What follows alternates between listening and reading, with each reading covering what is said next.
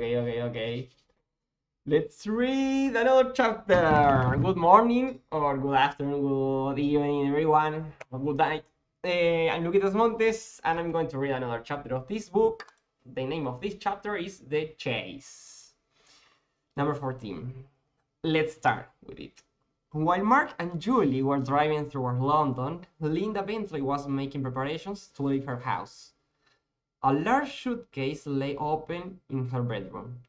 Linda was filling it with some clothes and some other personal belongings. All her other clothes and everything else that she didn't want to take with her were in plastic bags outside the front door. In her shoulder bag, she put her own passport and her husband's too. The fact that John was officially dead wouldn't stop him traveling. Linda hadn't told the British passport authority that he was dead, so he could still use his passport. And the border officials in France and Spain wouldn't know that he was officially dead, of course.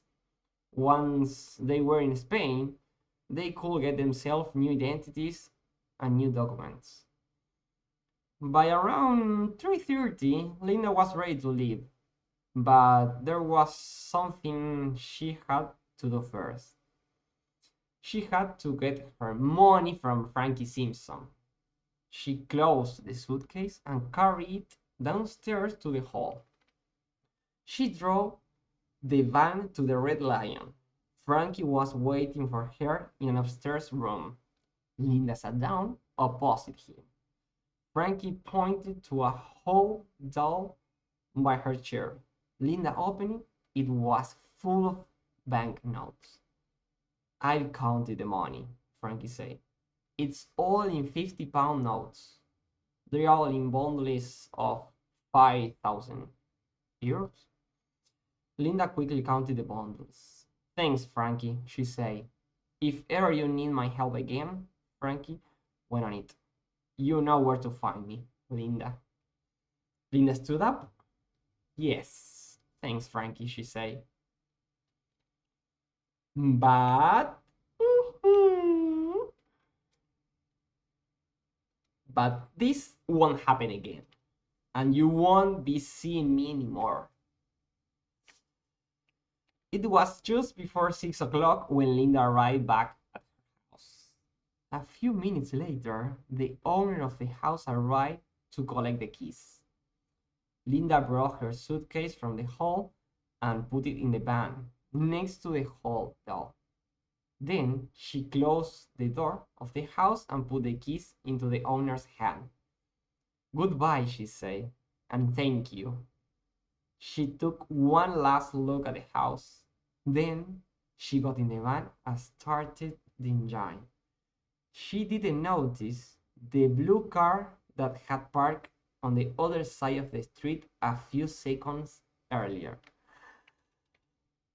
Mark and Julie had arrived outside the Bentley's house just in time to see Linda put a suitcase into her van and give her house keys to a tall, thin man with a mustache.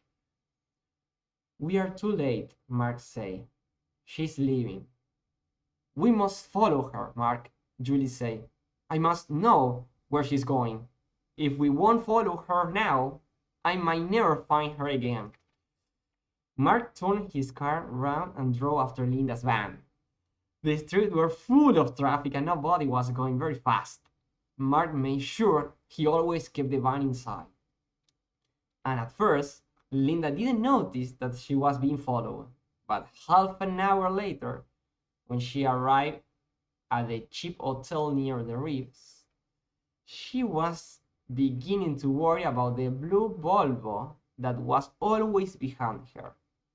Mark drove past the hotel and parked a little further along the street.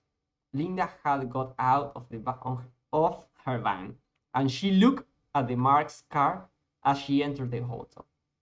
She thought she recognized the driver. There was no one at the hotel reception desk. Linda walked up the dirty wooden stairs to room number 10, where John was waiting for her. She knocked on the door of the room. "It's me, Linda," she called. "Get your things. It's time to go." John opened the door. His suitcase was already packed. "Okay," his wife said. "Come on, let's get moving." Downstairs, the reception desk was still empty. John put his room key on the desk and they left the hotel. It was completely dark outside now. As they drove away, Linda noticed that the blue Volvo was still behind them. They crossed to the south side of the River Thames and drove on towards the port of Dover. In Dover, they would get on a ferry to France. Soon, they would be safe. But whenever Linda looked in her driving mirror, the blue car was always behind them. Mark didn't care whether Linda noticed that she was being followed. He needed to keep the van inside. But after half an hour, he saw that the van was turning off the main road. He turned it off too, and soon he was following the white van along a narrow country lane. Suddenly, the lane became even narrower, and it curved sharply. On the bend, Linda stopped the van, completely blocking the way. Mark stopped a few meters behind it. Then there was a flash in the darkness as someone fired a gun. The windscreen of Mark's car shattered and Julie screamed, falling to one side. There was blood on her coat.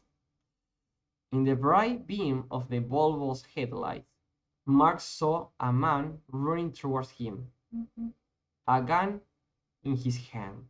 Mark put the car into reverse and tried to turn around, but John Bentley was getting closer, holding the gun with both hands now on taking aim.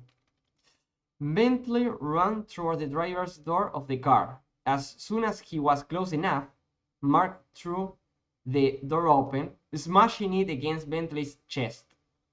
He heard the sound of gunfire again, but he didn't know where the bullet went. Oh my god! No, Julie, no! I was spoiled. Mark jumped out of the car and threw himself at Bentley's. The two men fell heavily to the ground, and Mark struggled to hold Bentley's arm so that he couldn't fire his gun again. Then he felt a sharp pain in his side. Linda had come from the van and she was kicking him. A moment later, she grabbed the gun from her husband's hand and hit Mark on the back of the head with it. As he became unconscious, he heard the woman say, "Get into the van quickly, John. Let's get away from here." Oh my god. The Bentleys drove on to Dover, arriving there about an hour later. They left their van in a car park and got onto the 11 o'clock ferry for Calais as foot passengers. John was carrying two large suitcases. Lina had a whole doll. Nobody stopped them at customs or passport control in Calais. A few hours later, they were racing across the French countryside on a train going south towards Spain and freedom. Mark woke several hours later in a hospital bed. At first, he didn't know where he was. There was a bandage around his aching head and he felt terribly tired. But after a few minutes, he remembered that Julie had been shot. He called for a nurse. When the nurse came into his room, the first thing he said was, "Where is Julie? Is she alright?" "Don't worry, Mr. Ashwood," the nurse said. "She will be fine, but she's lost a lot of blood. The bullet went through her shoulder, close to her neck." "What happened? I can't remember anything." "Ah, Don't try. Sleep now, the nurse said. You're both going to be alright. Some days later, Mark learned that a motorcycle had found him laying unconscious by his car, with Julie lying unconscious inside it. He had phoned for an ambulance and the police. When Mark and Julie were feeling better, a police officer visited them and they both gave him statements about the attack. Mark explained the whole story about calling Fenton and John and Linda Bentley. With this information, the police were able to connect Bentley with the robbery at Sandwell's. At first, Mark was surprised that they believed his strange story, but a police mom told him that detectives have discovered that the lock on the skylight in the roof had been broken from the inside, not from the outside. Also, there were no footprints on the roof, and in the shop there was a further clue. The way that the broken glass was lying in the display cabinet showed that the jewelry had been removed before the glass had been smashed. These clues made the police believe that it was an inside job, that somebody who had keys and knew the alarm code had done the robbery. The robber had reset the alarm on his way out to confuse the police. But now, after hearing Mark's story, the police understood what had happened. The London police reported the crime to Interpol, the international police organization. But it was too late to catch the Bentleys. By now, the police thought they had reached the safety of Spain. They had probably changed their names and changed the way they look. It will take a great deal of luck to find them.